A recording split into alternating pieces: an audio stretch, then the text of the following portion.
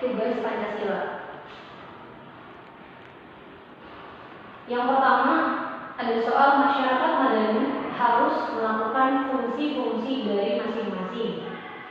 Yang pertama ada dasar negara, yang kedua ada kesatuan negara, yang ketiga ada sistem negara, yang keempat ada tujuan negara.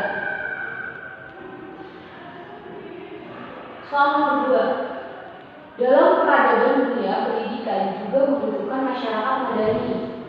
Apa saja peranan Pancasila dalam mewujudkan pendidikan yang selaras dengan keadilan sosial bagi seluruh rakyat Indonesia? Ya, ada fungsi yang pertama yaitu fungsi dasar negara. Ya, ini fungsi-fungsi dari dasar negara. Yang pertama ada Pancasila sebagai ideologi negara, yang dimana berfungsi Pancasila sebagai ideologi negara yang diimplementasikan dalam pembangunan nasional, yaitu mewujudkan masyarakat adil dan makmur, baik secara material maupun spiritual.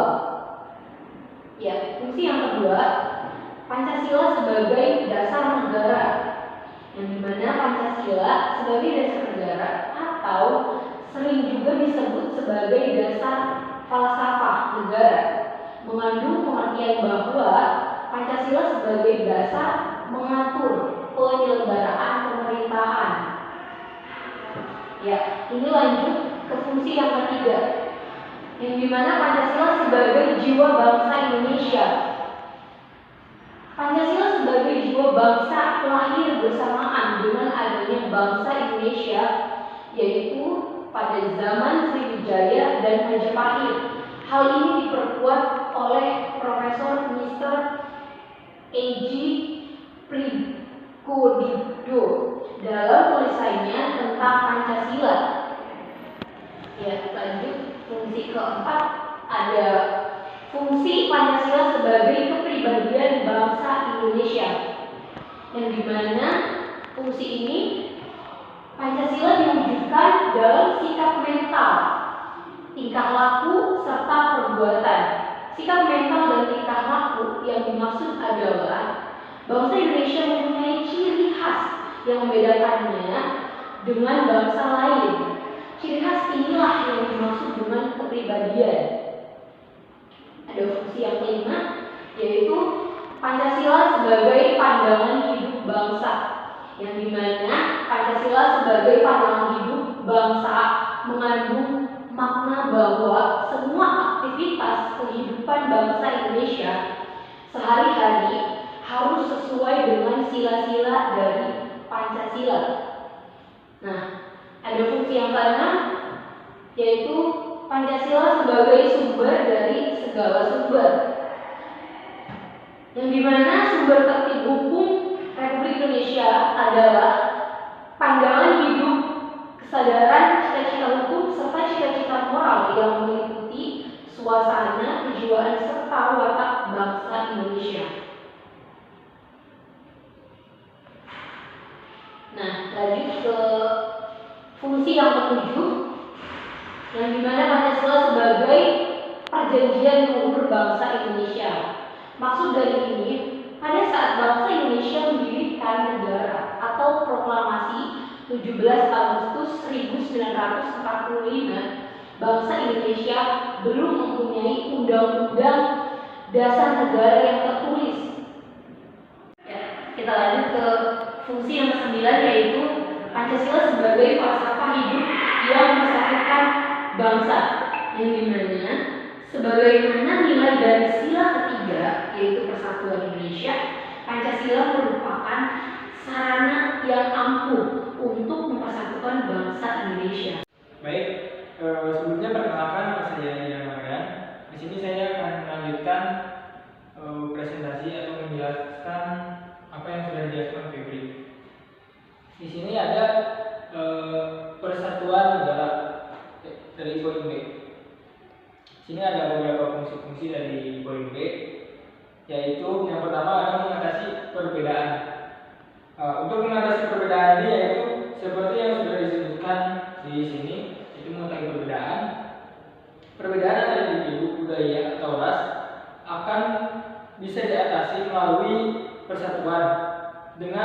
saling memahami satu sama lain.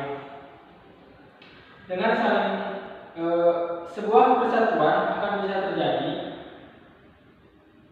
Hal ini akan menjadi kekuatan yang begitu kuat dalam menjaga hubungan yang rukun. Lalu poin kedua yaitu mempermudah mencapai tujuan nasional. Tujuan nasional dari bangsa Indonesia adalah yang pertama adalah melindungi segenap bangsa Indonesia, yang kedua ada memajukan kesejahteraan umum, yang ketiga adalah mencerdaskan kehidupan bangsa, lalu yang keempat adalah ikut melaksanakan ketertiban dunia berdasarkan kemerdekaan, perdamaian abadi, dan keadilan sosial. Lalu selanjutnya ada yang nomor tiga, yaitu menjaga keutuhan dan keamanan NKRI. Artinya dengan saling bersatu kita akan meminimalisir perpecahan yang bisa mengganggu keutuhan dan keamanan dari negara. Hal ini bisa dicapai apabila setiap warga negara bisa memiliki rasa solidaritas yang tinggi, lalu setia kawan dan toleransi antar satu sama lain. Selanjutnya yaitu nomor 4, pergaulan yang akrab.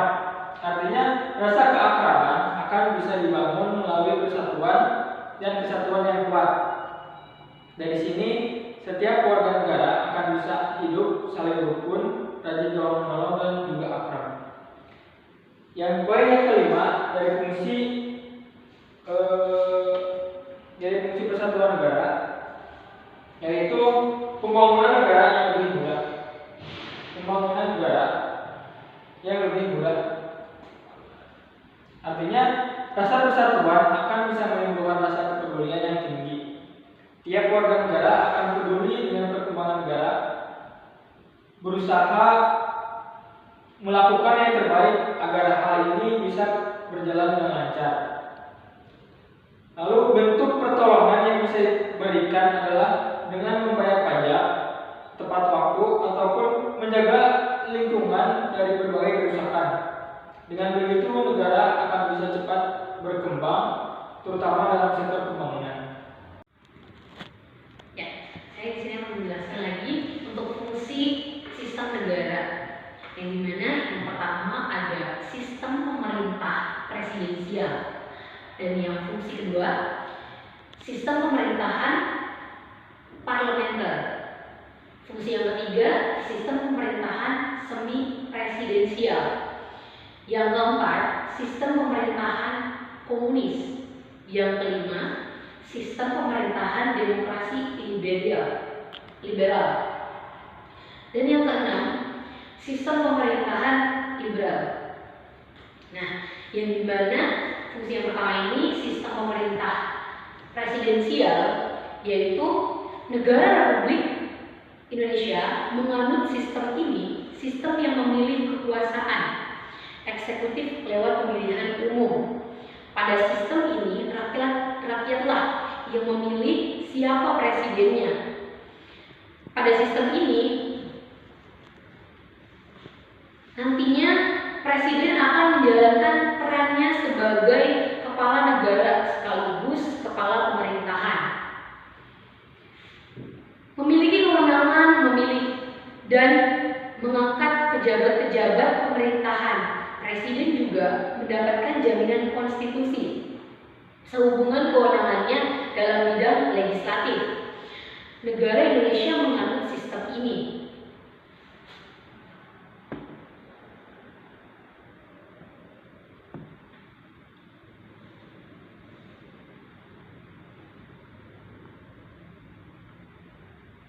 Nah, fungsi yang kedua yaitu sistem pemerintahan parlementer.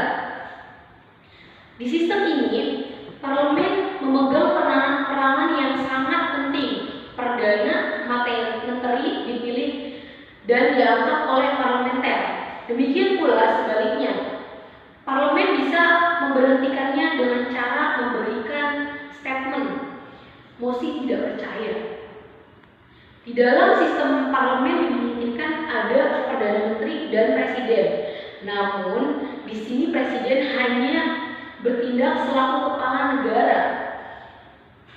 Negara Jepang, Malaysia, Belanda adalah negara-negara yang memegang sistem ini.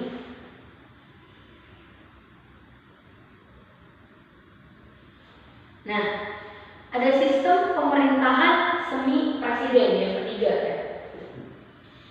Sistem ini merupakan gabungan dari sistem presidensial dan parlementer. Karena presidennya dipilih oleh rakyat, menjadikannya memiliki kekuasaan yang luas dan kuat. Bersama-sama dengan Perdana Menteri, Presiden menjalankan kekuasaannya. Yang memanut sistem ini adalah negara Prancis. Nah, untuk fungsi sistem pemerintahan komunis, yaitu dalam komunis semua sistem pemerintahan dikendalikan penuh oleh Partai Komunis. Partai Komunis ini bertindak anti kapitalis. Kekuasaan akan berlangsung secara penuh, tidak mengakui kepemilikan akumulasi modal pada individu. Lanjut ke sistem pemerintahan demokrasi liberal, yang dimana kebebasan individu sangat ditonjolkan dalam sistem ini. Demokrasi liberal disebut juga dengan demokrasi konstitusional. Individu akan dilindungi hak-haknya oleh undang-undang atau konstitusi.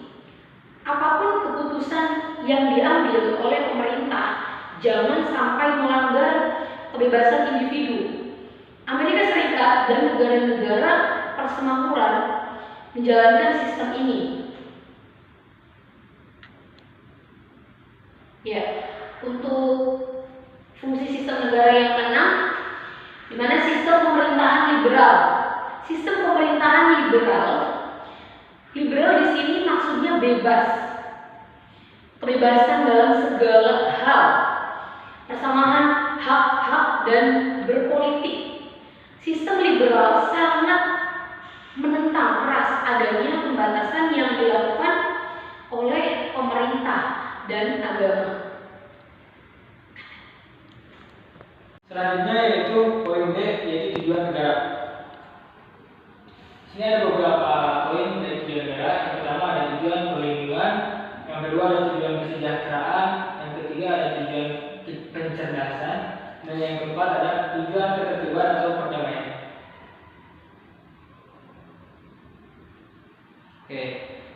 Oke, selanjutnya di sini saya akan menjelaskan dari nomor 2, yaitu peranan Pancasila dalam mewujudkan pendidikan yang selaras dengan sila kelima. Sila kelima yaitu keadilan sosial bagi seluruh rakyat Indonesia. Tidak ada yang boleh membeda-bedakan status dalam pendidikan Indonesia. Berkomitmen untuk melaksanakan Pancasila sebagai warisan budaya kita dan sebagai prinsip dasar Republik. Seorang pemimpin yang mampu memberikan contoh kepada semua orang dan tim kepemimpinan lokal. Ini akan menjadikan motivasi orang untuk mencapai yang terbaik di setiap aspek kehidupan. Lalu, sila kelima atau keadilan sosial bagi seluruh rakyat Indonesia. Masyarakat Indonesia menyadari sepenuhnya bahwa manusia memiliki hak dan kewajiban yang sama di mata hukum untuk menciptakan keadilan sosial untuk seluruh rakyat Indonesia. Maka dalam hal ini perlu adanya kesadaran dan perkembangan sikap dan suasana kekeluargaan dan gotong royong untuk segera masyarakat Indonesia. Untuk itu perlu adanya kesadaran sikap yang adil antara sesama dan menjaga antara hak dan kewajiban serta menghormati harkat dan martabat orang lain. Implementasi sila kelima dari Pancasila yaitu menanamkan sikap tolong-menolong sehingga dapat terwujudnya kehidupan yang rukun dan damai. Kerja keras juga diperlukan dalam implementasi sila kelima ini untuk kesejahteraan bersama. Selanjutnya, peran nilai-nilai yang terkandung dalam Pancasila untuk menumbuhkan mental generasi muda yang memiliki kebangsaan dan wawasan global, membentuk karakter sehingga mampu membuat pilihan dalam hidup, rukun, ramah, saling menghargai, jujur, sportif, dan tangguh agar mampu memahami Pancasila menurut kapasitasnya dengan segala implementasinya di tengah-tengah kehidupan masyarakat dan bangsa Indonesia yang multikultur dan multi religi. Sikap nasionalisme bisa dimulai dari hal kecil saja, misalnya membuang sampah sembarangan, membuang sampah pada tempatnya. Dari hal yang sangat kecil tersebut dapat diambil keuntungan dengan lingkungan menjadi bersih dan terutama sungai menjadi bersih. Oke. Mungkin untuk presentasi kali ini cukupkan sekian. Apabila ada yang ingin ditanyakan bisa komen di bawah. Terima kasih. Assalamualaikum warahmatullahi wabarakatuh.